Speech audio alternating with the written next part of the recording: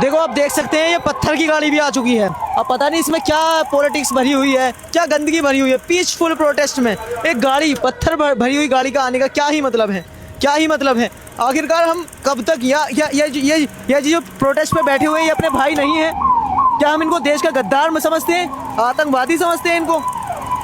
और ये पत्थर क्यों फिर गोलियां बरसाई जाएं? ये पत्थर। तो हेलो नमस्कार, आप सभी का स्वागत है आपके अपने YouTube चैनल अनवर अंग्रेज में। जैसे कि आपने देखा जंतर मंतर पे काफ़ी गूंज सुनाई दी। कम से कम तकरीबन 1.5 महीने तक ये जो था अनशन चला और साथ ही साथ इसको कवरेज करने वाले लोग भी सामने आए। लेकिन एक शख्स ऐसे थे जो लगातार पहले दिन से आखिरी दिन तक डटे रहे, बीमार हुए, टूटे बिखरे, हॉस्पिटल तक भी गए और काफ़ी कुछ सहा उन्होंने। लेकिन आज भी आप देख सकते हो कि उनकी तबीयत ठीक नहीं है। लेकिन हमने अपने पॉडकास्ट में बुलाया और हम वेलकम करना चाहते हैं अपने स्टूडियो पे सदाफ सैफी का, जिन्होंने बहुत ही अच्छी, आपने जिस हिसाब से शिद्दत से जो काम किया और जिस हिसाब से कवरेज, एक एक पल, एक एक क्षण की जो आप तक न्यूज आ रही थी, उसके पीछे एक शख्स थे और वो थे सदाफ सैफी।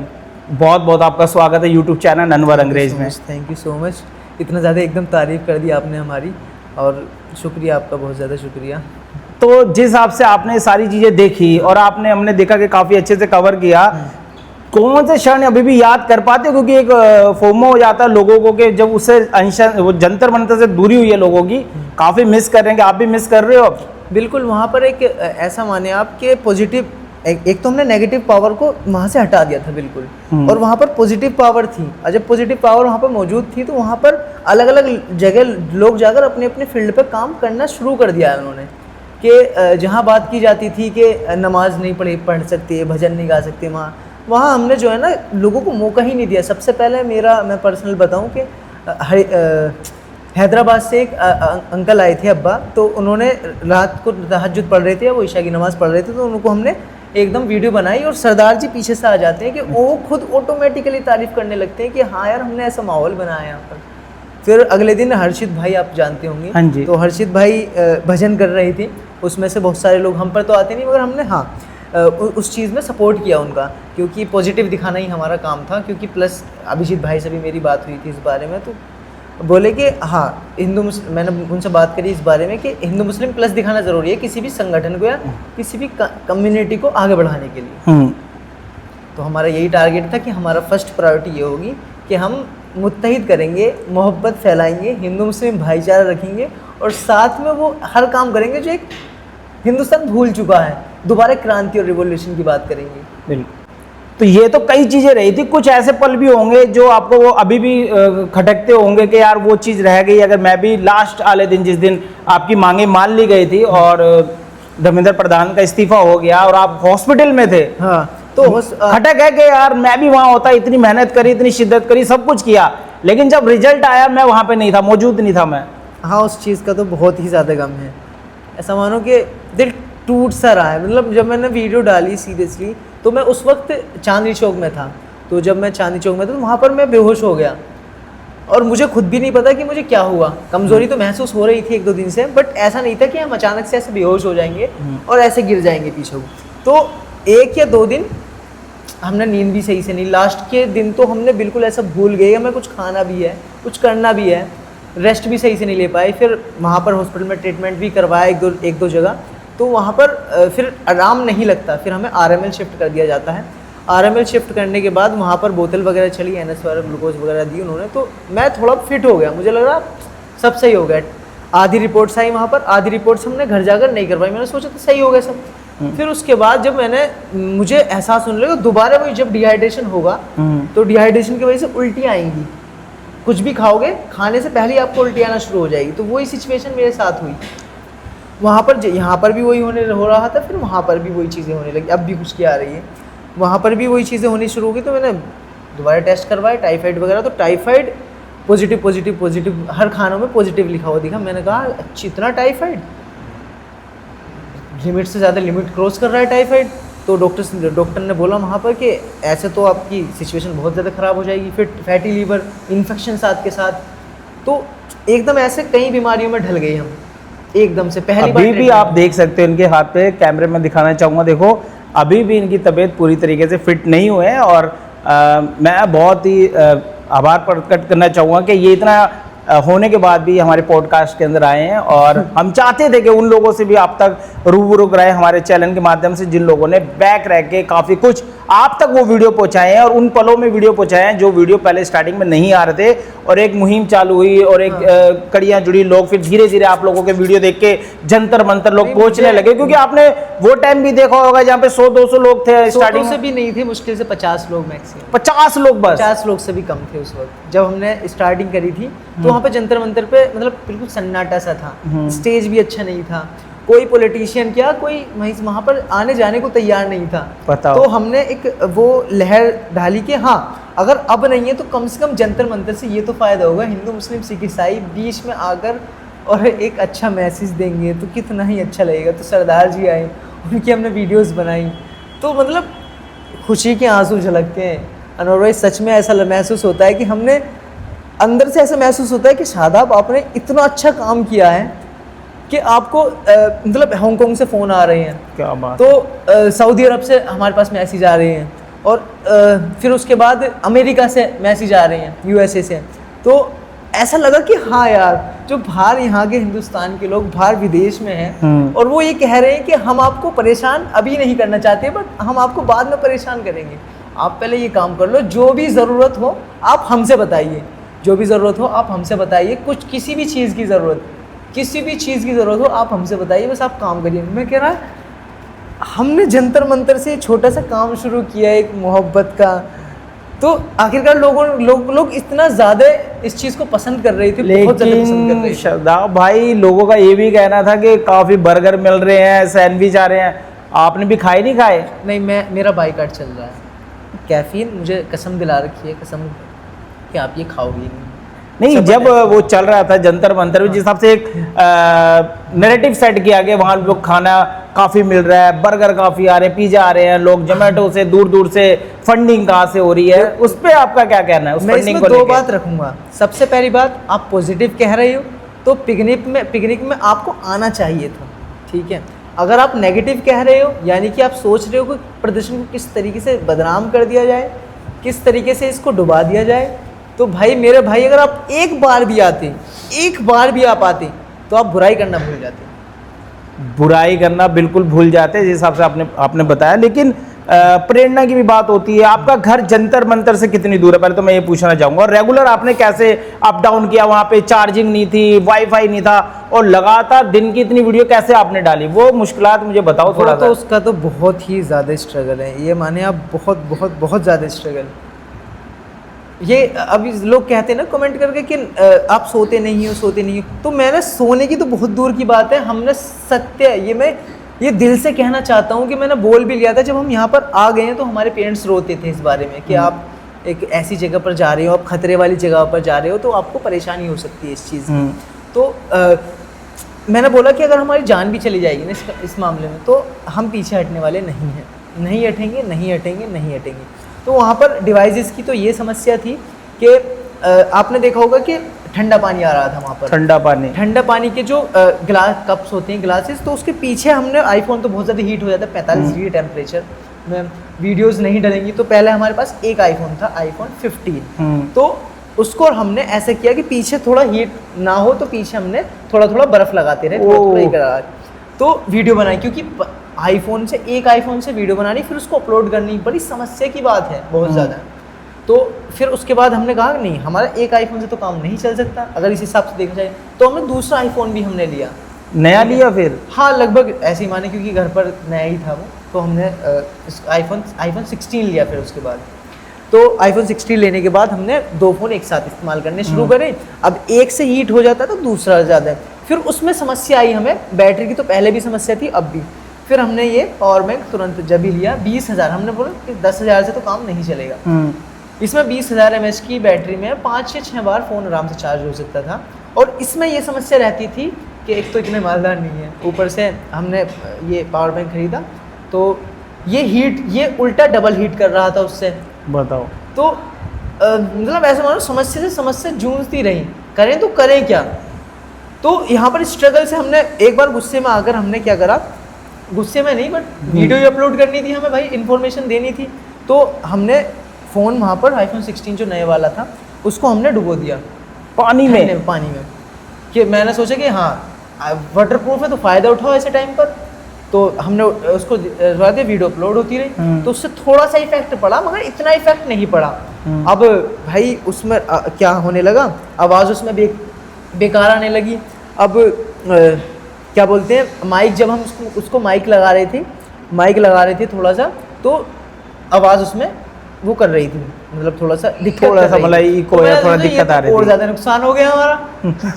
तो हम क्या करें इसमें। तो ये जितनी भी सारी समस्याएं हुई हैं, ये एक ऐसा नहीं कि शायद आपने 15-20 मिनट के गैप से वीडियो डाली, मगर हमने पूरी एक टीम बनाने की कोशिश करी कि डीएम्स भी हमारे कोई ना कोई देखे, सारे काम हो। बहुत सारे मैसेज ऐसे आ रहे थे कि तुमने हमारे डीएम का रिप्लाई करा, ये बहुत बड़ी बात है। मतलब कामयाब होने के बाद या फेम मिलने के बाद तो इंसान किसी को नहीं देखता। तो ऐसी भी बहुत सारी बातें चली, अब भी आ रहे हैं वो कमेंट, क्योंकि जब 20 तारीख को तो हम डीएम्स नहीं देख पाए थे और कॉल भी आ रही थी तो बिल्कुल भी नहीं देख पा रहे थे। तो वो मैंने अब दोबारा कमेंट देखे तो यार कोई बात नहीं, आपने कमेंट्स काफ़ी आ रहे हैं, काफ़ी दिक्कतों का सामना करना पड़ा। और साथ के साथ जो अपलोड वीडियो होता था, कहते थे कि वहाँ पे वाईफाई की काफी दिक्कत थी, वो आपने कैसे कवर किया? नेट नहीं आ रहा था, वाईफाई की जैसे आपने शूट कर ली है और लगातार आपकी वीडियो आ रही थी, हर तकरीबन 15-20 मिनट में आपका एक अपलोड आ रहा था, वहां से सारी जानकारी आप लोगों को दे रहे थे। तो वो क्या चक्कर था, जब नेट नहीं था तो 15-20 वीडियो कैसे अपलोड कर रहे थे? ऐसा था, आप यकीन नहीं मानोगी, वो पता नहीं थोड़ी सी पॉलिटिक्स हो सकती है, कैसे हो सकती है। तो अब सिम का भी देखना, सिम एक जियो का है, एक एयरटेल का सिम है और वीआई का खरीदने वाले थे, क्योंकि हमने देखा जियो का इंटरनेट बिल्कुल जाम है और एयरटेल का कुछ काम कर रहा है। तो उसकी वजह क्या है? ये तो एक नया मैं बता सकता हूँ कि एक चीज निकली है, और बहुत ही के जंतर मंतर पर जियो काम नहीं कर रही थी, लेकिन एयरटेल में कुछ सिग्नल आ रहे थे, मतलब उसमें इतनी कंपनी का पावर नहीं था कि वो रोक सके, वहां पे जैमर लगा सके। लेकिन जियो पे पूरा था। जैमर पर भी वो ये लगा लो कि 80% अगर जैमर इस पर लगे हुए हैं जियो पर, तो उसमें 20% या 30% कम लग रहे थे, यानी कि इंटरनेट काम कर रहा था एयरटेल का। जियो का बिल्कुल ही डाउन था, 80-90% बिल्कुल नेट काम ही नहीं कर रहा था, बहुत धीमी स्पीड भी नहीं थी। लास्ट 20 तारीख को तो बिल्कुल स्पीड थी नहीं, बट हाँ उसी वक्त एयरटेल थोड़ा स्पीड दिखा रहा था।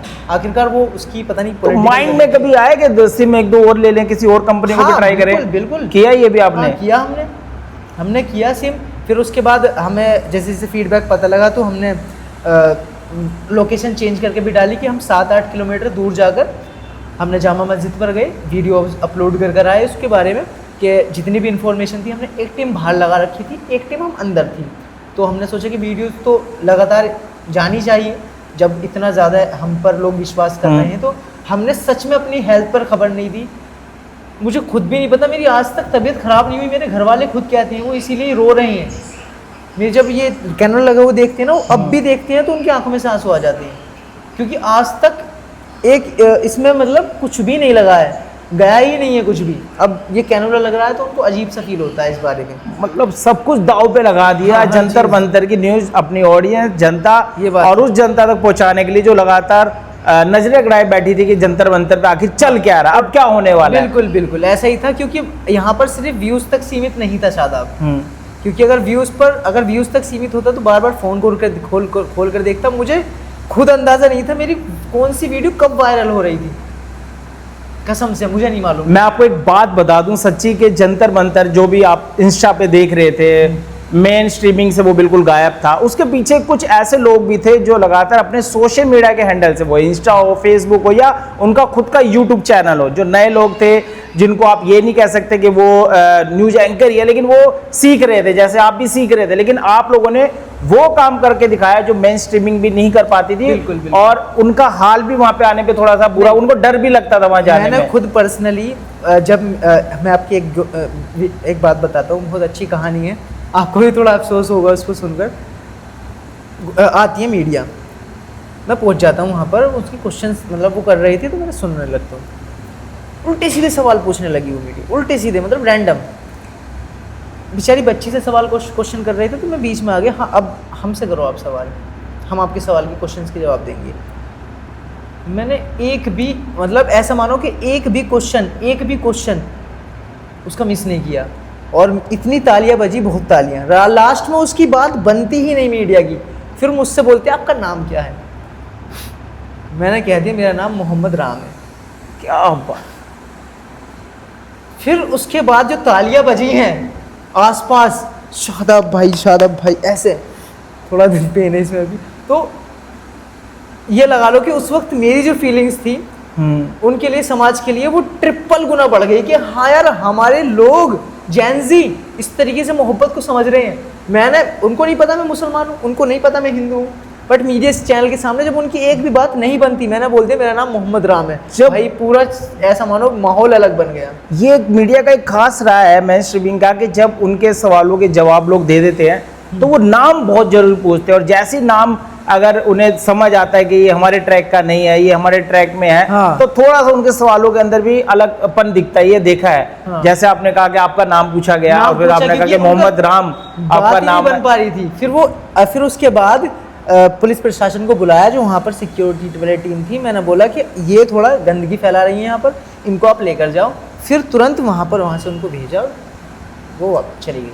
आपके वीडियो के अंदर एक वीडियो काफी वायरल हुआ था जो आपने शूट किया था, फिर तो बाद में सभी चैनलों ने उसको अपने मेन फ्रेम में बनाया, जहाँ पे ट्रक ईंटों का आके खड़ा हो जाता है, जिसको तकरीबन आपने 5 या 6 बजे वो वीडियो अपलोड किया था। हाँ। क्या वाकया था, आपको कैसे सुबह। पता लगा ये ट्रक आया और इसमें पत्थर ही है, मतलब क्या एकदम से चलते चलते दिख गया था या कुछ चीजें हो रही थी आपके सामने के कल कुछ घटने वाला है? हम जा रहे थे फजर की नमाज पढ़ने के लिए, जिस वक्त सब सो रहे थे फजर के, क्योंकि भैया मुस्लिम, तो फजर की नमाज के लिए हम जा रहे थे। फजर की नमाज के बाद जब हम जा रहे थे, हमने वीडियो अपलोड करी कि हम ऐसे वीडियो नमाज पढ़ेंगे। फिर जब उधर से आने लगे तो हमें ट्रक दिखा एक, इधर से जाते हुए नहीं था, उधर से जाते हुए हमें ट्रक दिखा। अब हमने कहा कि एकदम यहाँ से ट्रक कहाँ से आ गया भैया, और पत्थर पूरे इतने जो सड़क से खाली हो जाते हैं ना पत्थर, वो पत्थर जो अगर आप उसकी छोटी सी भी ईंट ऐसे डालोगे तो फौरन ब्लड आने लगेगा, बताओ ऐसे पत्थर। अब वो तो उसमें लगभग 5 या 6 किलो वजन होता है, वो पूरी ईंटें पड़ी हैं, वो भी आरसीसी वाली जो ईंटें होती हैं। मैंने देखा ये क्या, ये सीरियसली मेरा दिमाग इतना डिस्टर्ब हो गया भाई, स्टूडेंट्स के साथ, बच्चों के साथ ये सब। मैं कहने लगा व्हाट इज़ दिस यार, कैसी पॉलिटिक्स है, किसने ये काम कर रहा है, किसकी गलती है? प्रशासन की गलती है, नफरत फैलाने वालों की गलती है, किसकी आखिरकार ये गलती है? जो कि एक ट्रक, मैंने फिर देखा कि उसकी वीडियो तुमने तुरंत वहीं शूट करी। सीरियस, यकीन मानना उस वक्त मैं रोने वाला था, और इतनी बुरी सिचुएशन होने वाली थी भाई कि यार मार दो हमें, मतलब आप शूट कर दो हमें, मत रखो यार। अगर आप स्टूडेंट हो, स्टूडेंट के साथ ऐसे कर रहे हो तो मार दो, तुम हमें गोली मार दो। क्योंकि वहाँ पर आप देखेंगे कि वहाँ पर प्रशासन, अगर प्रशासन की गलती है तो हमने प्रशासन की गलती बताई, क्योंकि जब इंसान ही नहीं बचेगा तो अब किसके लिए देश चलाओगे भाई? किसके लिए देश चलाओगे? किसके लिए देश? कौन है वो? क्योंकि वहाँ पर भाई बिल्कुल आम बच्चे बैठे हुए थे वहाँ पर, जो अलग अलग, एक नहीं, वहाँ पर हिंदू मुस्लिम की बात भी नहीं की जा सकती अनवर भाई। वहाँ पर बात की जा रही थी सिर्फ और सिर्फ स्टूडेंट की जो जान होते हैं, हिंदुस्तान की आन बान शान होती है। वहाँ पर लोग मुसलमान टीका लगा रहे थे और हिंदू टोपी पहन रहे थे। ऐसे माहौल में अगर कोई ट्रक आता है, एक नहीं चलो एक आ गया, वहाँ पर 3 ट्रक का क्या मतलब है खड़े होने का? 3 ट्रक वहाँ अलग अलग जगह, अलग अलग लोकेशंस पर, क्या ही मतलब है आप बताएं? तो वहाँ पर ऐसा मन करा, मैंने खुद वीडियो में बोला अगर आपको इतनी ही नफरत है तो ये शादाब खड़ा और मार दो गोली, मार दो गोली। मैं खड़ा हूँ, मैं जिंदा खड़ा हूँ। अगर आपको एम नाम से भी दिक्कत है, मुस्लिम नाम से दिक्कत है तो खत्म कर दो, मगर आपको उससे दिक्कत नहीं है। आपको दिक्कत है कि हिंदू मुस्लिम प्लस हो रहे हैं, होने नहीं चाहिए, होने नहीं चाहिए। ये प्रॉब्लम है। सारी दिक्कत जड़ वजह यही थी कि हमारे देश के टुकड़े किए जा सकें, और आज भी वो सीपी पर बहुत सारे लोग आ रहे हैं और इस चीज़ को, जैसे कि रिजर्वेशन का मुद्दा उठ गया, आप रिजर्वेशन का मुद्दा उठाए क्यों रहे हो? आप कास्ट को खत्म करने का मुद्दा उठाए ना, रिजर्वेशन खुद ही खत्म हो जाएगा अगर कास्टिज्म खत्म हो जाएगी। आप इस चीज़ को देखें, मगर इस चीज़ में कोई बोलने को ही तैयार नहीं है, कोई बोलने को तैयार नहीं है। आप क्यों मांगते हैं ओबीसी सर्टिफिकेट, एसटी सर्टिफिकेट, या फिर सेफ ही, और ये क्यों ही करते हैं बताएं आप? बिल्कुल, कास्टिज खत्म, रिजर्वेशन खत्म, ठीक है। और काम जो अगर आप पढ़ाई और उसके दम पे अगर आपको समानता से कुछ भी नौकरी या कुछ भी अगर समाज में आपको चाहिए मिल सकती है, तो उसी हिसाब से आपको उस काम का भी बंटवारा करना पड़ेगा जो एक तबके या एक समाज के ऊपर है। और समझ सकते हो कि जो भी लोग मेरी बात समझ रहे होंगे कि फिर काम भी उसी हिसाब से बटेगा कि आपको भी करना पड़ेगा, तो आपको उस लेवल पे आके सारी चीज़ें देखनी पड़ेगी। रात में आपने देखा कि वहाँ पे ट्रक खड़ा था, दिन में आपने 20 तारीख को ऐसा आपने क्या देखा कि जो आपने आपका भी दिल पसीर गया कि यार ये हमने इसलिए तो ये आंदोलन जो स्टार्ट नहीं किया था सीजेपी का, जिससे लोगों को जो नीट के पेपर जो लीक हो रहे थे उस पर थोड़ा अंकुश लगाया जाए और जो भी इसका जिम्मेदार है वो अपनी प्राथमिकता से अपना चीजें माने और इस्तीफा दे। हमने 20 तारीख को कुछ आपने ऐसा देखा कि जिस दिन आप देखा जो वीडियो आ रहे थे उससे भी खतरनाक, जो अभी तक आप भी शूट नहीं कर पाए। सबसे पहली बात हमसे दिल्ली प्रशासन इतनी खुश थी, बहुत ज्यादा खुश थी। हम वहां पर सिद्धार्थ भाई मुंबई से और मैं बात करते हुए जा रही थी, सिविल में पुलिस वाले खड़े हुए थे और हमें भूख लग रही थी भाई, बर्दाश्त नहीं हो रही थी भूख। वीडियो शूट कर रहे थे, इतनी मेहनत करते, खाली वीडियो तक सीमित नहीं थे और इतने सारे काम कर रहे थे, बहुत ज़्यादा काम। फिर सिविल में जो प्रशासन थे उन्होंने बोला आओ गाड़ी में बैठो। हम डर गए, भाई गाड़ी में क्यों बिठा रहे हैं हमें, कि तो उसमें बाद में पता लगा कि हम सिविल में हैं। हमें पता थी हम गवर्नमेंट के 2014 में हम साथ थे, बट अब हम खिलाफ हैं। ठीक है, आप टेंशन मत लो, हम आपको खाना खिलाएंगे, सारे काम करेंगे, क्योंकि तुम इतना अच्छा काम कर रहे हो बच्चा, बहुत अच्छा काम कर रहे हो तुम्हें खुद भी नहीं अंदाज़ा तुम कितना अच्छा काम कर रहे हो। तो हम उनकी बात नहीं मानते कि पता नहीं भाई पॉलिटिक्स भी हो सकती है, कुछ भी हो सकता है।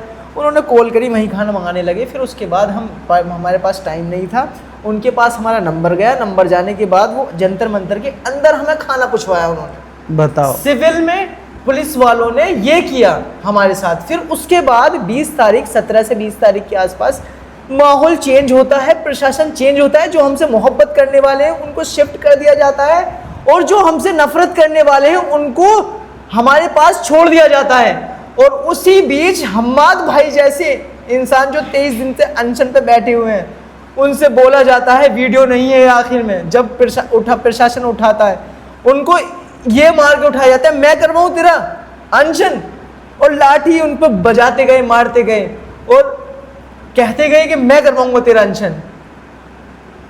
अब आप देखें, कोई इंसान 23 दिन तक भूखा है, चलो आप छोड़ो, पीछे छोड़ दे आप कि क्या चल रहा है क्या नहीं, बट आप इस चीज का अंदाजा लगा सकते हैं जो इंसान 23 दिन से अनशन पे बैठा हुआ है, 23 दिन से अनशन पे बैठा हुआ है, उसको नॉर्मल प्रशासन जो हमारे कर्मचारी है, हमारे अपने देश के लोग हैं, लॉ एंड ऑर्डर को तो वो फॉलो कर सकते हैं, बट वो क्या ऐसे उठा सकते हैं कि उठ और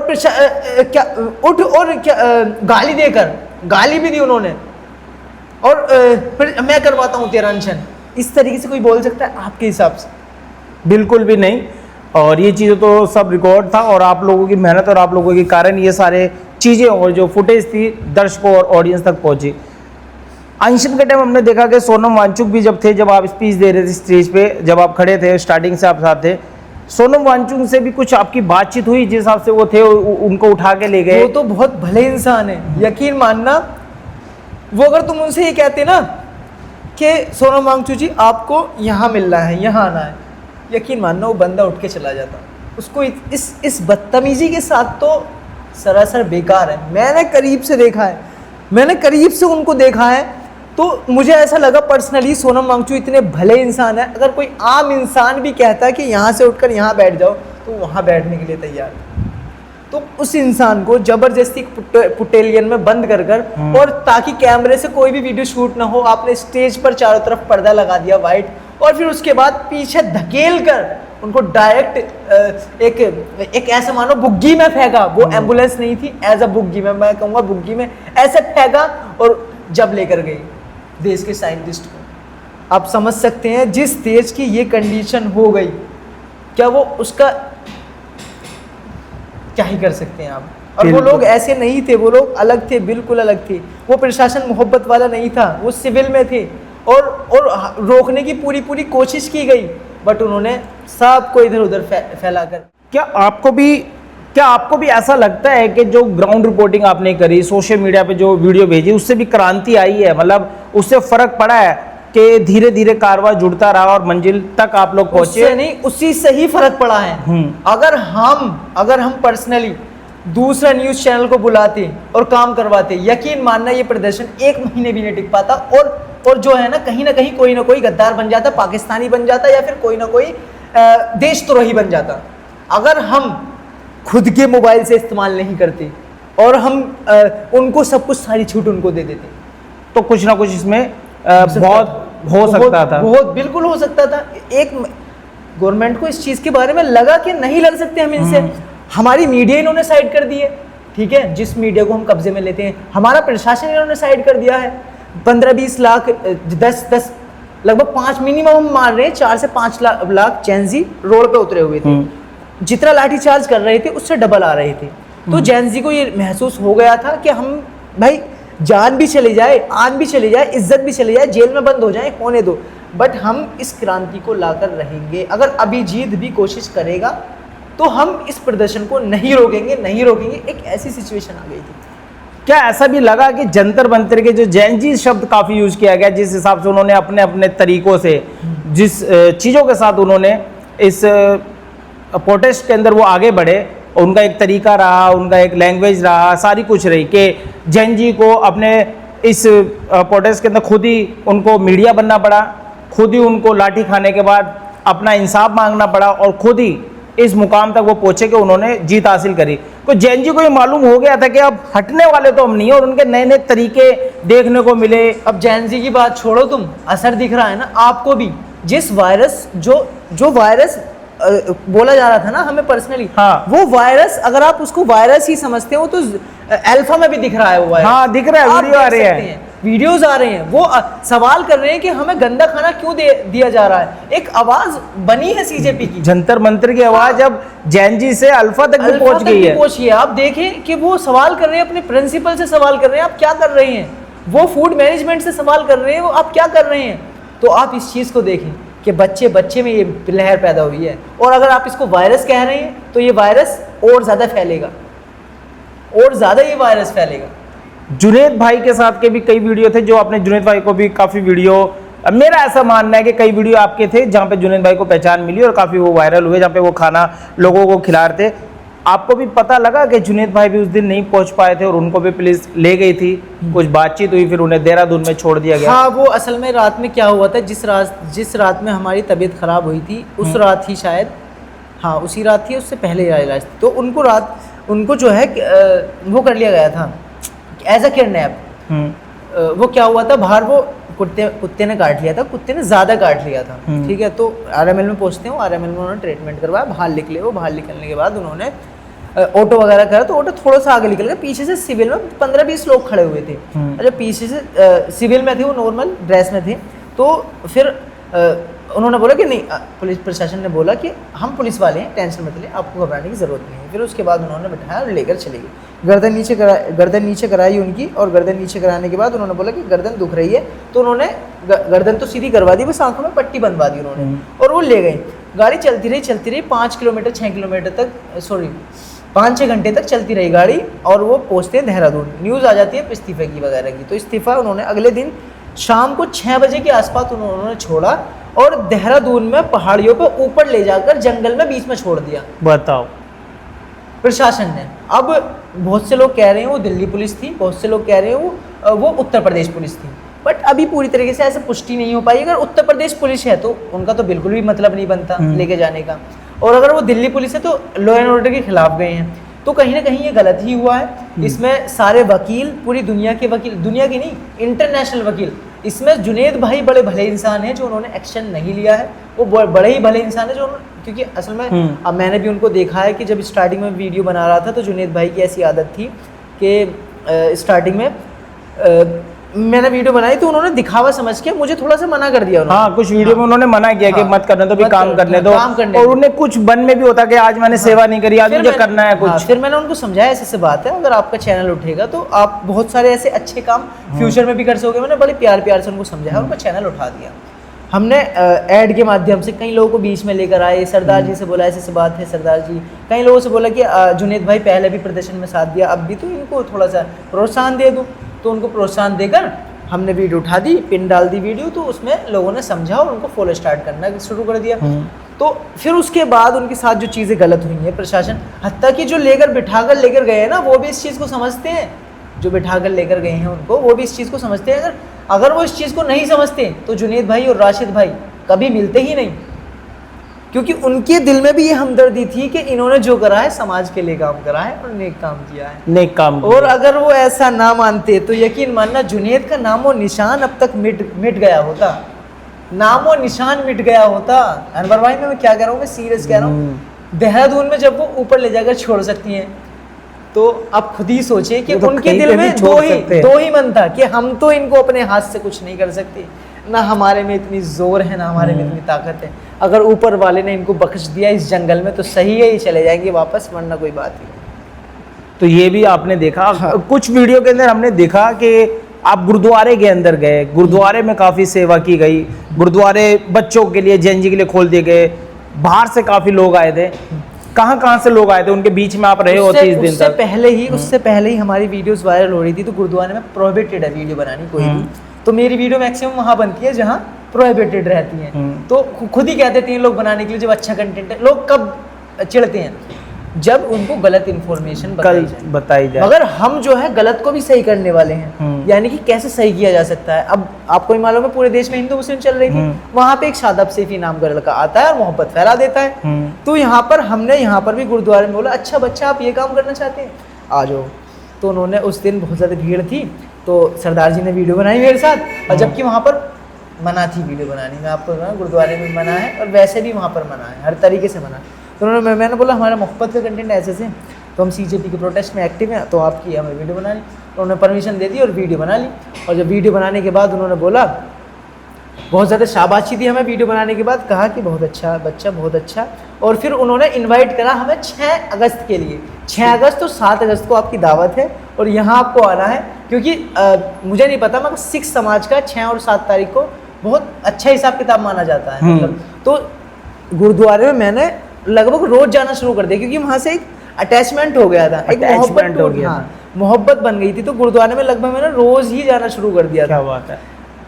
तो ये थी, अलग अलग गुरुद्वारे में गए और वहाँ पर सरदार जी मिलते और खुद ही वीडियोस बनवाते, सारे काम करते। भाई इतना अच्छा लगता कि एक वीडियो नहीं मल्टीपल वीडियो बनी वहाँ पर। तो बहुत वीडियो बनी। हाँ, कुछ ऐसे यार बने, कोई ऐसे दोस्त बने आपके जो अभी भी आपसे बातचीत कर रहे हैं, या सीजेपी प्रोटेस्ट के अगर हम के अभिजीत के साथ आपकी बातचीत है अभी, बाकी लोगों से जो टीम मेंबर है, नया है? इस मामले में तो हम देखो, इस मामले में हम ये कहना चाहेंगे, जब हमारी तबीयत खराब हुई तो उनको एक बार हमारा पूछना चाहिए था ख्याल।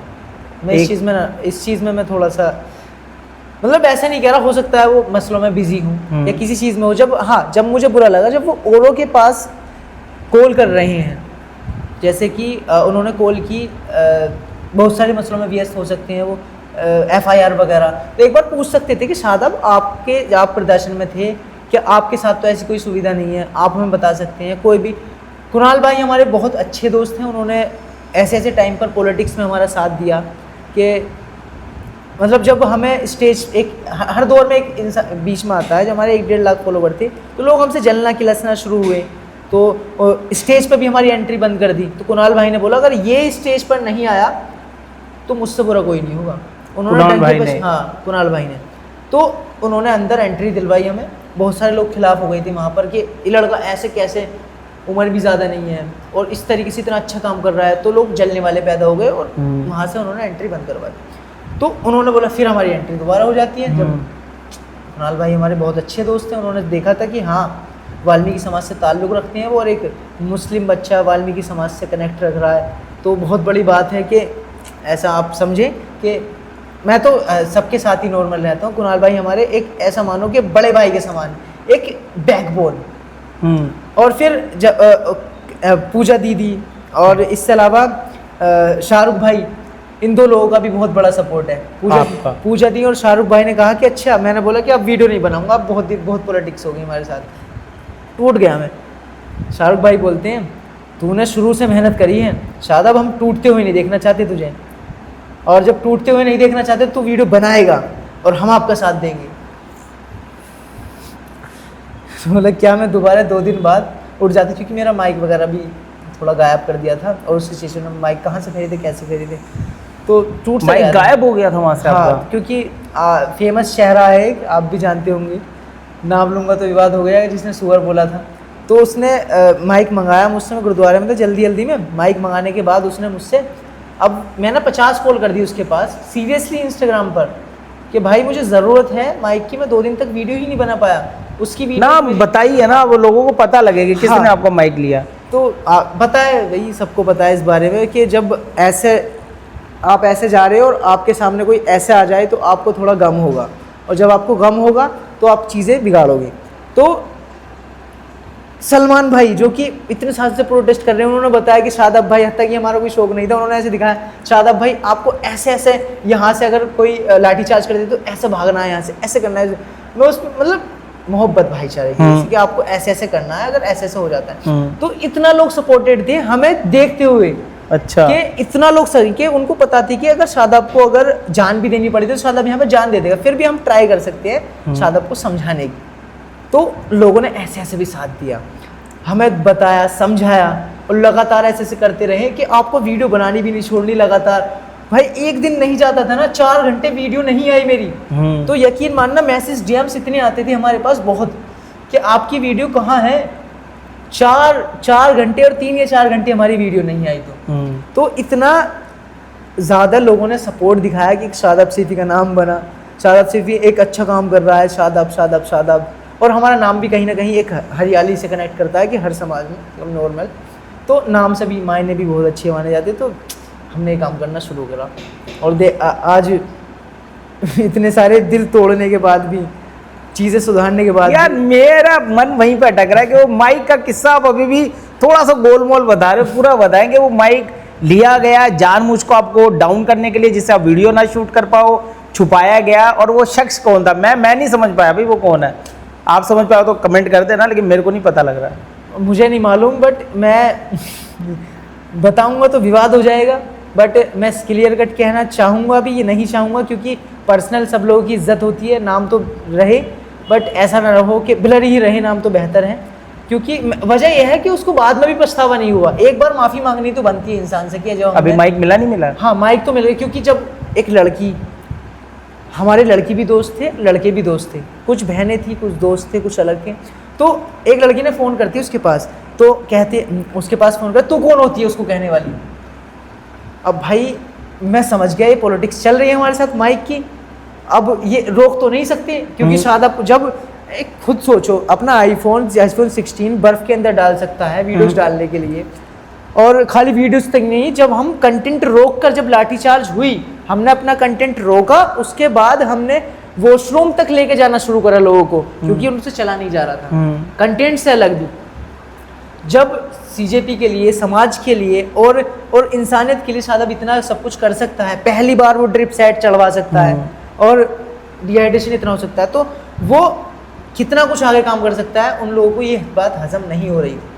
और उसमें से सिर्फ एक ही आदमी था, मल्टीपल नहीं कह सकते। कौन था मैं नहीं समझ पा रहा हूँ सर, अगर आप समझ पा रहे हो कमेंट करके जरूर बताना, क्योंकि मेरे को ये नाम नहीं बता रहे अभी भी। उसके दोस्त उसके खुद खिलाफ हो गए थे। अच्छा। उसके सगे दोस्त, पर्सनल दोस्त, उसमें से कई दोस्त हैं जो उसके बिल्कुल बॉन्डेड दोस्त थे कि हाँ ये गलत कर रहा है, ये बिल्कुल गलत कर रहा है, ये सत्य नहीं। तो इसलिए फोर्सफुल प्रेशर पड़ा इतने सारे लोगों का, सलमान भाई का, हमारी एक दो फ्रेंड का, जिनको बोल दिया गया था तू कौन होती है कहने वाली, और फिर उसके बाद शाहरुख भाई, जियान भाई को तो आप जानते हो, तो जियान भाई का बहुत बड़ा योगदान है। एक माइक के चक्कर में पता है आप इतना सपोर्ट आना किसी के लिए, तो लोग हमसे इतना ज़्यादा पॉजिटिविटी रख रहे हैं कि हाँ यार शादाब कितना अच्छा काम कर रहा है, उसके साथ ऐसा हो रहा है। सिर्फ एक माइक की बात, उन्होंने उसको झुका कर छोड़ा। फिर उसके बाद उसका चेहरा देखने लायक था, जब वो बाहर निकला, जब उसने देखा तो उसका चेहरा आंखों से आंख मिलाने लायक नहीं था। और फिर उसके बाद ये गलती थी, उसने माफ़ी नहीं मांगी, ये उसकी गलती थी कि हाँ आपका माइक लेट हो गया या फिर हमने गलती की, तो उसने माफ़ी नहीं मांगी हमसे, ये बहुत बड़ी। लेकिन उसके लिए तो मैंने जहाँ तक देखा है कि आपने थोड़ी सी उनकी हेल्प भी करी थी जब उन्हें बाहर कर दिया था, और आपने वीडियो बनाई थी कि उनको आना चाहिए, इनको लाना चाहिए। अभिजीत भाई से बात करी, मैंने अभिजीत भाई से बोला, अभिजीत भाई कि अगर भाई का अगर उनका बेनिफिट है तो आप बुलाइए, और नहीं है तो आप बिल्कुल ना बुलाइए। तो फिर उसके बाद पता है अभिजीत भाई ने क्या जवाब दिया, शादाब आप मेरा इंस्टाग्राम खोल कर देखें। उन्होंने इंस्टाग्राम दिखाया, क्या मेरा इंस्टाग्राम ये जो पेज वगैरह है ये मोनेटाइज है या नहीं है, मतलब ये। तो भैया मुझे आप पर विश्वास है और तुम्हें मुझे विश्वास है, बट मैं बस जुड़ना चाहता हूँ, मैं जोड़ना चाहता हूँ, बस आप इस चीज़ को समझें कि आप बेहतर जानते हैं, मुझसे कई गुना ज़्यादा जानते हैं आप। फिर बीच में से कोई आ जाता है, फिर वो दोबारा मुझे बुलाते हैं, दोबारा बुलाते हैं, आ जाओ शादाब, हाँ पूरी बात करते हैं। तो ये प्राइवेट ही बातें चली थी उस वक्त, तो अब उन्होंने सारी बात खुल के करी। आप ही बताओ कि हम कैसे बुला लें। क्या जो अभिजीत को पसंद नहीं आया, कौन सा वो जो एक था कि जंतर मंतर पे एक एरिया किसानों को चाहिए था, एक आप लोगों का भी चल ही रहा था वहाँ पे, तो उस चक्कर को लेके कुछ सवाल पूछा, अभिजीत को लगा कि नहीं अब ये बातें जो हो रही हैं वो अलग हटके कर रहा है, और फिर वो आते थे, फिर उनकी टीम उठा के उन्हें बाहर कर देती थी, लेकिन वो काम तो कर रहे थे जंतर मंतर के बाहर है कि ये देखा कि वो सीजेपी प्रोटेस्ट और जेएनजी और ऑडियंस और जितने भी ये जो थे स्टूडेंट उनके हक की बातें वो रख रहे थे। हाँ। बाहर जाके उनका चेंज तो था नहीं कुछ भी। हाँ। लेकिन ऐसा अभिजीत को क्या लग गया कि एक बड़ा फेस है, अगर अभिजीत आप देखें कि जिन्होंने पहला कदम रखा गोदी मीडिया को साइड करने का, उस मुहिम का अगर आप दोगे तो शेयर नहीं। सुनो एक चीज़ आप बताएं मुझे, आप कितने भी समझदार हो, कितने भी अच्छे इंसान हो, आप मेंबर ऑफ पार्लियामेंट बन जाते हो, क्या आप किसी दूसरे सांसद को सुअर कह सकते हैं आप? बिल्कुल नहीं। क्या आप दूसरे सांसद को गाली दे सकते हैं? नहीं, बिल्कुल नहीं। तो यहाँ पर जहाँ तक भी मुझे लगा अभिजीत भैया ने रोका, इसलिए रोका, हाँ आप जो भी सत्य की राह पर तो काम कर रहे हो, मगर आप शुहूर के दायरे में काम करो, रिस्पेक्टफुली काम करो आप, तो बेनिफिट है। आप, मैं समझ रहा हूँ आप, उन्होंने भी ये भी बोला था कि अब वो जाने उसका काम जाने, बट यहाँ पर जो है हमें शुहूर सिखाया जाता है, हमें ऐसी बातें नहीं सिखाई जाती हैं जिससे समाज में बिगाड़ पैदा हो, ठीक है। अब करा तो उन्होंने सत्य काम, बट उनका जो वो था मैनर्स वाली चीजें, वो स्टेज के कंपैरिजन में थोड़ा गड़बड़ी बैठते, नहीं चाहते थे कि कुछ और आरोप उन पे लगे और कुछ और सीजेपी से ऐसे जुड़ जाए कि सुअर ना बोल के कुछ और बोल दें, या फिर कुछ ऐसा जो कि सीजेपी का पूरा प्रदर्शन खराब हो जाए। तो उनको, अभिजीत भैया को कहीं ना कहीं ये लगता था कि ये फेम का फर्स्ट प्रायोरिटी है, फेम, ठीक है, दूसरी प्रायोरिटी है कि इससे पैसा कमाया जाए, तीसरी प्रायोरिटी कुछ और भी हो सकती है उनके नज़दीक। तो उनको शक होने लगा, डाउट होने लगा उनको कि हाँ यार ये चीज़ थोड़ा सही नहीं है, अगर हम तो नुकसान हो सकता है, नुकसान हो सकता है। तो ये चीज़ हमें लगी कहीं ना कहीं, और आप भी बता सकते कमेंट के माध्यम से। मुझे तो पर्सनली मैंने उन दोनों से बात करी, क्योंकि कर सकते हैं, बताओ माइक गायब कर दिया। चलो ये चीजें तो रही, उस वक्त हम गुरुद्वारे में थे, मैंने बोला हम गुरुद्वारे में हैं, अब मैंने बोला ना कि मैं कहीं चक्कर में गुरुद्वारे के लगाने लगा था, क्योंकि वहाँ पे सिख समाज बड़ा अच्छा था, रिस्पेक्टफुली। तो हमने, मैं अभी गुरुद्वारे, मैंने बोला ठीक, उन्होंने बोला कि वो हमें अभी वीडियो शूट करनी है, अभी मैं भेज रहा हूँ, उन्होंने लड़का भेजा, फिर उसके बाद माइक, फिर जियान भाई वगैरह के सबके साथ, अकेले वीडियो नहीं बनाई उन्होंने, 20-25 लोगों के साथ वीडियो बनाई। वो मुझे भी कह सकते थे वीडियो बनाने के लिए, शायद आप भी आ जाओ, बट उन्होंने मुझे नहीं बुलाया, ठीक है। उन्होंने 20-25 लोगों के साथ, 10-15 लोगों के साथ वीडियो बनाई, 5-6 या 10-15 लोगों के साथ वीडियो बनाई, तो मुझे नहीं बुलाया उसमें से। मेरा माइक था, मुझे बाइकआउट किया। फिर उसके बाद वो दे सकते थे किसी को भी माइक, उन्होंने नहीं दिया, घर पर लेके गए। फिर उसके बाद आप समझ सकते हैं 1-2 दिन के लिए फ़ोन, मैसेज वगैरह सब उठाना, ब्लॉक कर दिया, बिल्कुल ब्लैक लिस्ट में डाल दिया, भी नहीं खरीद पाए आप। यही चीज़ कह रहे थे सब लोग कि हाँ, यही चीज़ कह रहे थे इतना करने के बाद भी, हाँ, इतने फॉलोवर आने के बाद भी एक माइक नहीं खरीद पाए। हाँ, तो चलो खरीदने की नहीं बात थी, आप भी समझ सकते हैं, चलो शायद परेशान करने की बात हो। हाँ। जो भी चीज़ें चल सकती है तो है।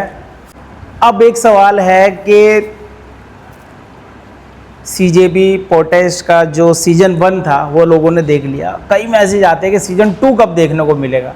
सीजन 2 देख, अगर काम नहीं होता तो 2 नहीं 3 भी आएंगे, 4 भी आएंगे, 5 भी आएंगे, 6 भी आएंगे, जितने सीजन्स चलेंगे उतना ही वायरल होंगी चीज़ें।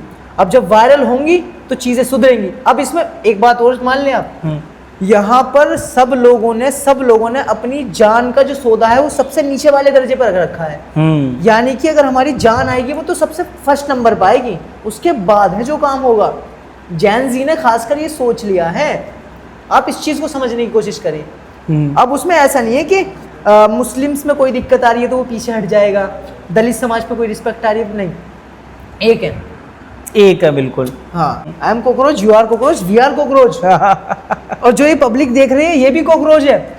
एक बुजुर्ग महिला अगर कहती है मैं सहयोग नहीं कर सकती, मैं ओल्ड कॉकरोच हूँ।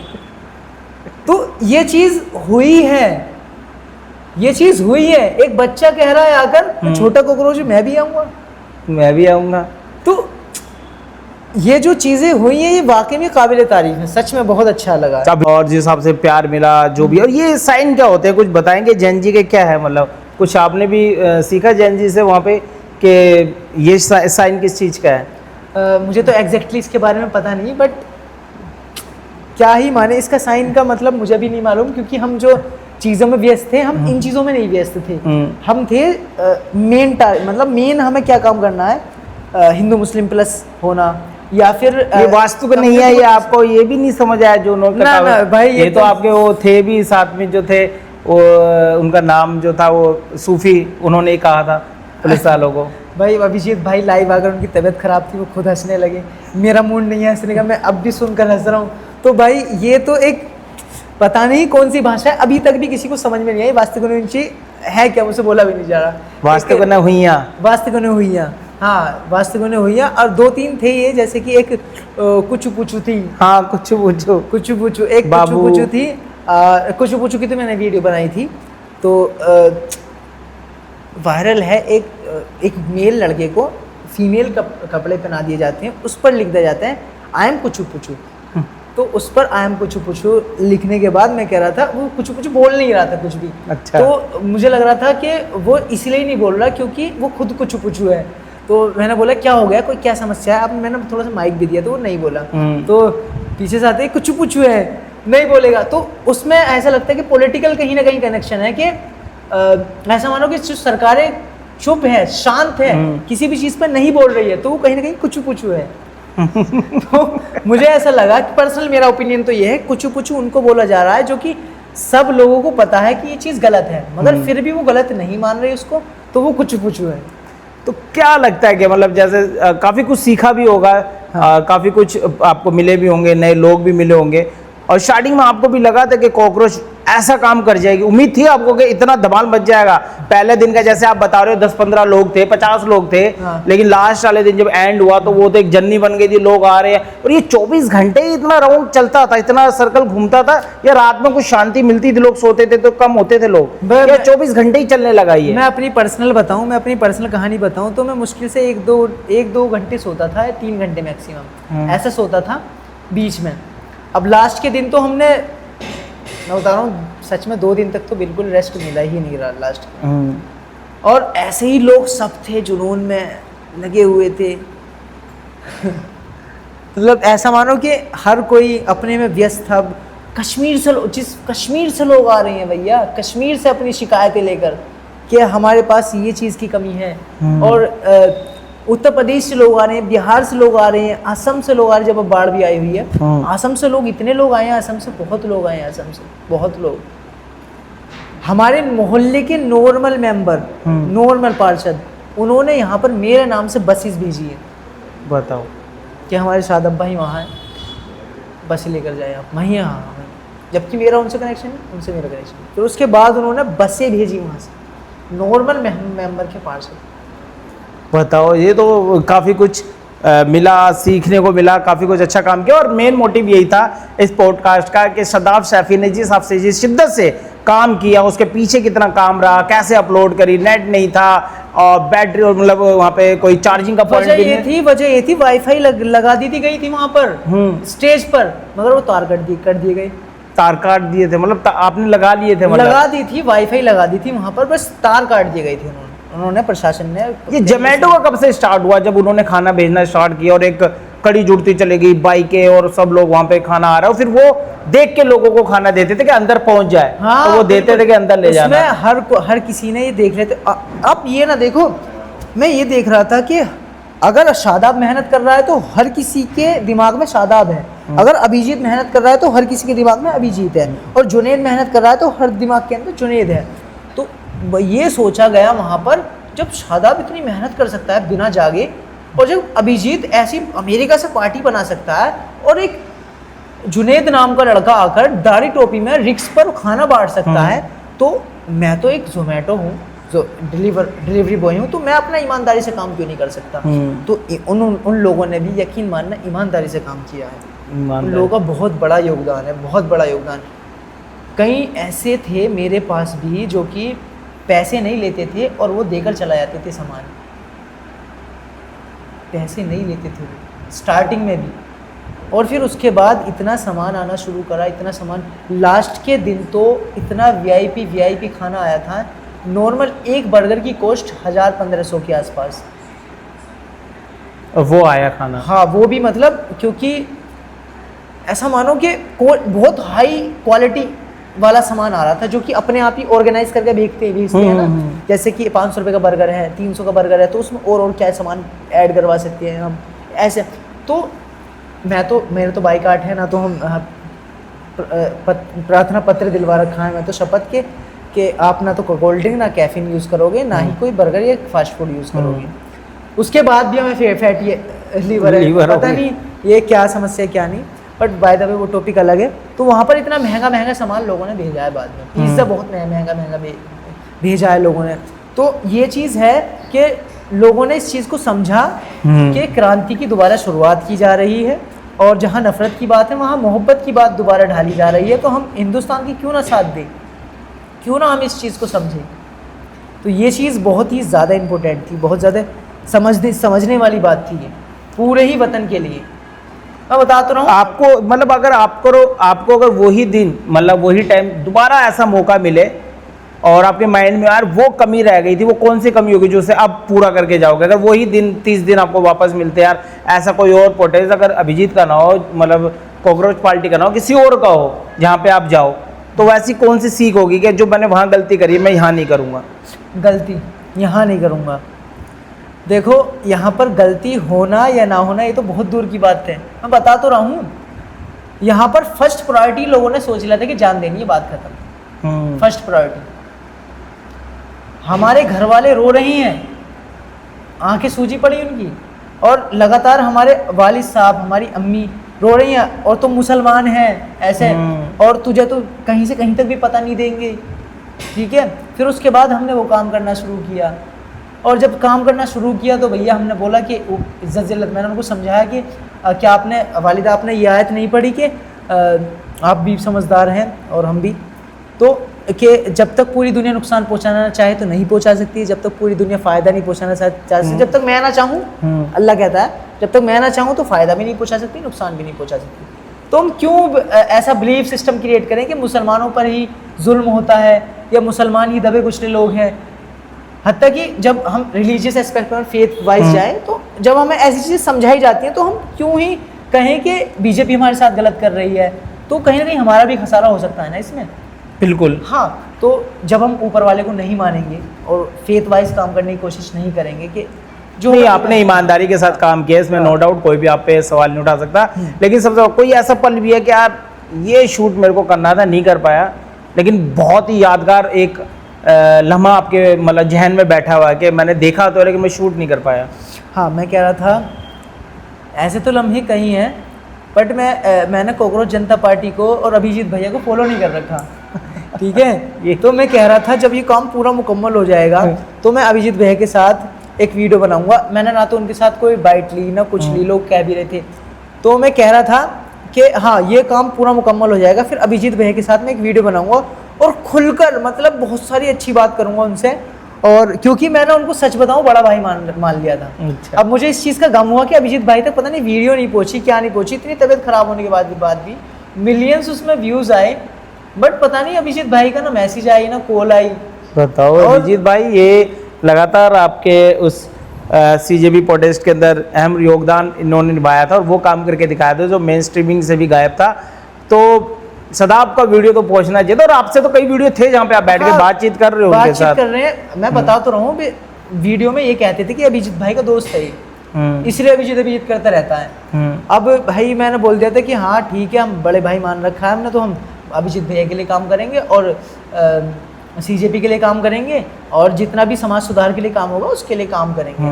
क्योंकि कहीं ना कहीं किसी के लिए काम, ये देखो फालतू की बातें हैं, बकवास करने वाली बातें हैं कि आप ये कह दो कि आप उसके लिए काम कर रहे हो, इसके लिए काम कर रहे हो। बहुत से लोग कहते हैं हम तो स्टूडेंट के लिए आए हैं, बहुत से लोग कहते हैं हम सोनम वांगचुक के लिए। क्लियर कट कोई नहीं बताता हम क्या कर रहे हैं क्या नहीं कर रहे हैं, बट आप अलग अलग कंसेप्ट हो सकते हैं, बट आपका जो कंसेप्ट है तो सीजेपी से जुड़कर आए हैं आप। आपका जो मोटिव है, क्योंकि अच्छा कई चीजें ऐसी थी, कुछ लोग सोशल मीडिया के बड़े बड़े सुपरस्टार जो किंग है सोशल मीडिया के इंडस्ट्री के, वो ये कहते थे कि हम इसके साथ नहीं है, हम कॉकरोच के साथ नहीं है, हम डबली गैंग के साथ नहीं है, हम स्टूडेंट के साथ है। हाँ। तो ये क्या होता था कि वो सपोर्ट तो करते थे स्टूडेंट को, लेकिन उसपे 10-5 ऐसे कानून और ऐसी बंदिशें गिनाते थे कि बंदिशें ज्यादा थी, तो मन ऐसे करता है तू इनको भी क्यों कर रहा है। कुछ साल बाद, कुछ साल क्या, 1-8 साल की गारंटी देता हूँ मैं इस चीज़ की, कुछ साल बाद वो खुद कहेंगे हम सीजेपी के साथ हैं।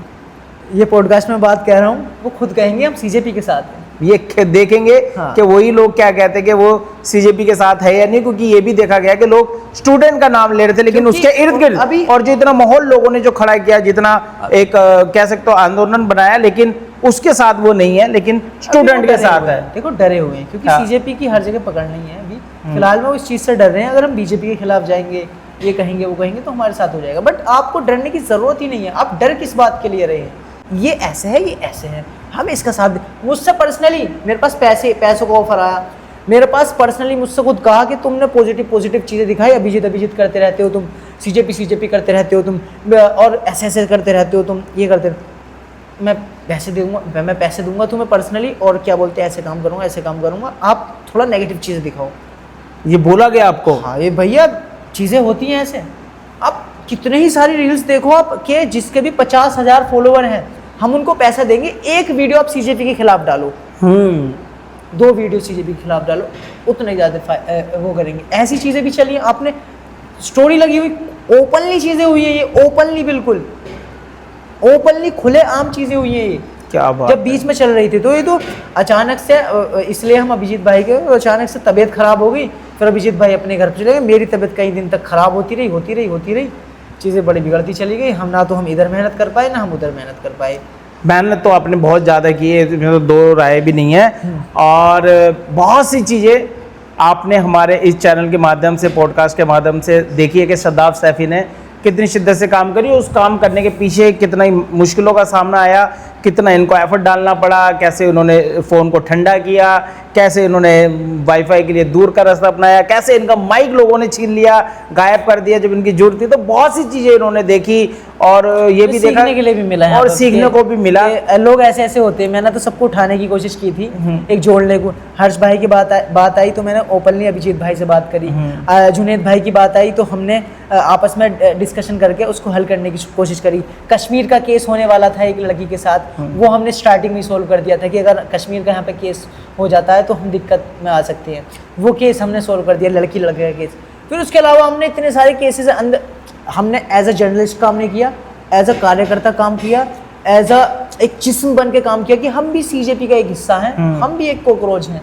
और इसके लिए अगर हमें अपना कोर्स छोड़ना पड़ा तो हम छोड़ेंगे, क्योंकि हमारे साथ पर्सनली, मैं बीएमएस के स्टूडेंट हूँ, bachelor of Ayurvedic medicine surgery, मुझे विश्वास उठ चुका है उनके ऊपर से, वो क्या कर रहे हैं। हमारे पर्सनल 5 प्रोटेस्ट हो चुके हैं खुद के, मैं आपके चैनल के माध्यम से बता रहा हूँ, मेरे खुद के 5 प्रोटेस्ट हो चुके हैं, जिसमें विनम्र जी नेशनल प्रेसिडेंट हैं, और उन्होंने सारे क्वेश्चंस के जवाब दे रखे हैं। वो तो एजुकेशन मिनिस्टर है, आप इस चीज़ को समझिए, वो एजुकेशन मिनिस्टर हैं, और ये है आयुष मिनिस्ट्री, यानी कि उनसे नीचे है। आयुष मिनिस्ट्री क्या है, एजुकेशन मिनिस्टर एनटीए, एनटीए को आप समझते हैं, और नेशनल टेस्टिंग एजेंसी, इसको आप समझते हैं। तो यहाँ पर जो आयुष मिनिस्ट्री ने हमारे साथ क्या किया, जितने भी इंडियन सिस्टम ऑफ कोर्सेज हैं एमबीबीएस के अलग, मोदी जी ने क्या बोला था कि एमबीबीएस और इंडियन सिस्टम ऑफ मेडिसिन, जो आयुर्वेदा, यूनानी, सिद्धा कोर्सेज हैं, वो सारे बराबर हैं। इन लोगों ने ऐसे सोचा था, मोदी जी ने ऐसे कहा था। फिर उसके बाद हमारा एमबीबीएस पे से तो स्टे लगा देते हैं एग्जिट एग्ज़ाम, और इसके गजेट में लिखा हुआ है कि आपका जो एग्जिट एग्ज़ाम होगा, जो फाइनल यूनिवर्सिटी एग्ज़ाम है, उसके साथ मिक्स हो गया होगा।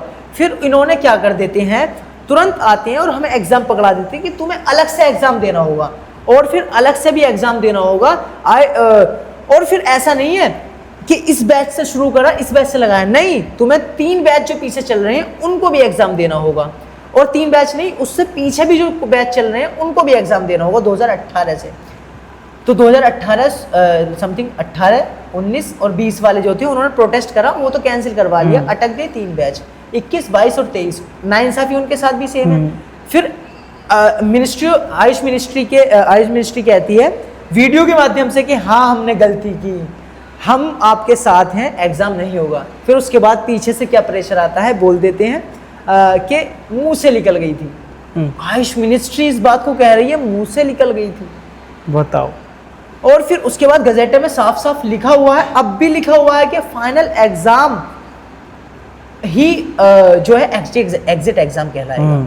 वो सारे सबूत मौजूद हैं, सब चीज़ मौजूद हैं। तो आयुर्वेद के छात्र, यूनानी के छात्र, इंडियन सिस्टम ऑफ मेडिसिन के साथ छात्र क्यों ना इस्तीफा मांगे आयुष मिनिस्ट्री का। क्या बात है, मतलब इतना बड़ा, मतलब मुंह से निकल गई, उसके बाद कितनी चीजें करनी पड़ी, हमारे साथ सबूत हैं, सारी चीजें मौजूद हैं हमारे पास, हर चीज मौजूद है, हर चीज जो एक ऐसा मानो जो सबूत होता है ना, सबूत, एक भी सबूत हमारे खिलाफ नहीं है इंडियन सिस्टम ऑफ मेडिसिन के, जिसमें आप भी समझते हैं सारे कोर्सेज आते हैं एमबीबीएस के अलावा मेडिकल फील्ड के, आयुर्वेदा, यूनानी, सिद्धा और वेनेटरी, जितने भी कोर्सेज आते हैं इन पर जो है आयुर्वेदा यूनानी का ज़्यादा वो रहता है। इसमें एग्जिट कोर्स का लगाने का मतलब ही क्या था, जब आपको पता है कि आप लगाएं तो आगे के बैचों पे लगाएं ना, जब आपने आज से बोल दिया ऑफिशियल नोटिस दे दिया तो आगे के बैच पे लगाएं।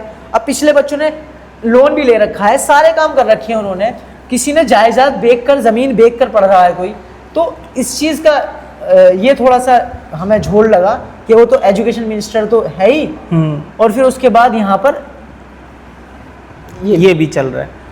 तो बहुत अच्छा लगा आपसे मिलके, काफ़ी कुछ मिला, जानकारी मिली। और आप लोगों को ये वीडियो कैसा लगा और ज़रूर आप बताएं, लाइक शेयर सब्सक्राइब जरूर करें। आपका अपना यूट्यूब चैनल अनवर अंग्रेज, ऐसी अपडेट हम लाते रहेंगे। जो भी चीज़ें होंगी आप सदाम सैफी का अकाउंट इंस्टा पे भी जाके देख सकते हैं, वहाँ पे आपको जंतर मंतर से रिलेटिव जो भी आगे न्यूज आएगी वो बिल्कुल मिलेगी। और न्यूज नहीं, जंतर मंतर तक तो सीमित नहीं, नहीं ये जंतर मंतर से भी काफी आगे मंतर करने वाले हैं ये, क्योंकि समाज के लिए जो होगा, समाज के लिए जो बेहतर होगा, वो काम सतर्क रहते हुए और सत्य की राह पर चलते हुए, संघर्ष करते हुए लगातार चलेंगे, लगातार काम करेंगे। मेरी तबीयत खराब है, अब भी खुशकी आ रही है। पॉडकास्ट, पहला पॉडकास्ट आपको दिया है, मैसेज कहीं है जो इंटरव्यू वगैरह के लिए हैं, तो उन्होंने बोला था कि हाँ आ रहे हैं। तो मैं अनवर भाई आपका मैसेज देखा, अच्छा, तो आपने स्टूडियो से शेयर करी, तो मैं उस वक्त तबीयत खराब थी मेरी, जब आपने मैसेज किया था, तो मैंने लगभग 4-5 दिन बाद मैसेज किया है, तो मेरी तबीयत खराब थी। तो अब मेरी तबीयत थोड़ी सी पहले से काफ़ी बेहतर है, खुशकी लगातार आ रही है, वो चीज़ है। बाकी यकीन मानना बहुत ज़्यादा साथ देने वाला है शादाब, बहुत ज़्यादा समाज के लिए, उम्मीद भी नहीं करोगे इतना ज़्यादा साथ दूंगा। बहुत अच्छा लगा आपसे बातचीत करके, आपकी चीज़ें जान के। और शादाब बहुत बहुत शुक्रिया आप आए हमारे यूट्यूब चैनल पे, और ऐसे ही आप इधर देखेंगे तो हाथ भी मिला पाएंगे क्योंकि आपके लगी हुई है, लेकिन उसके बाद भी आप आए। बहुत अच्छा लगा आपसे बात करके और काफ़ी कुछ सीखने को मिला। आप भी बहुत अच्छा काम कर रहे हैं क्योंकि आपने रियलिटी दिखाई, और मुझे उम्मीद है कि ये पॉडकास्ट के बाद तुम पॉजिटिविटी निकल कर आएगी, ना कि नेगेटिविटी निकल कर आएगी। बिल्कुल।